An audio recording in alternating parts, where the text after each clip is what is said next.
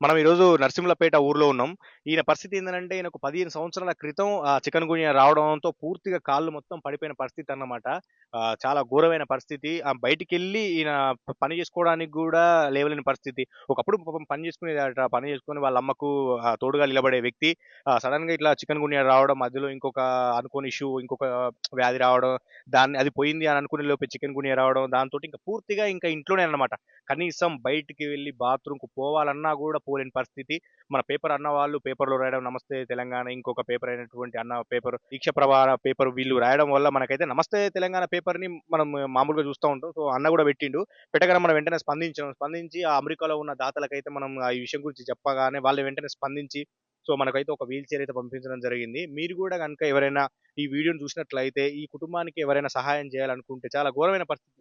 ఇల్లు గూడా సరిగ్గా లేనట్టు ఇల్లు. అమ్మ ఒక్కతే ఉంటది. పాపం పని చేసుకొని ఈయనను చూసుకుంటా ఉందన్నమాట. ఈయనని బయటికి తీసుకుపోయి లేపాలన్నా గూడా చాలా కష్టంగా ఉందన్నమాట. అంటే చాలా బరువుతోటి మేము ఇందాకొచ్చి లేపడానికి ముగ్గురం కష్టపడ్డాం అన్నమాట ఇక్కడ. అంటే అంత బరువున్నాడన్నమాట ఆయన. ఏంటంటే కూకోనే గదా పాపం.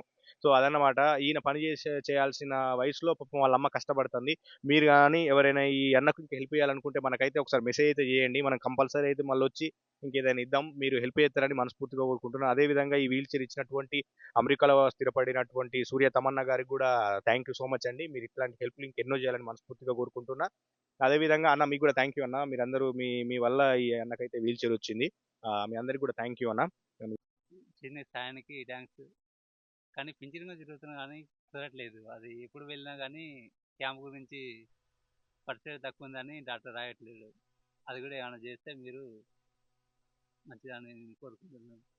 ఒకళ్ళ సాయం లేకుండా నేను ఉండి వచ్చిన డబ్బులతోనే ఉండొచ్చు. మీరు పింఛను వచ్చేటట్టు జేస్తే చాలా మంచిదని మిమ్మల్ని కోరుకుంటున్నాను.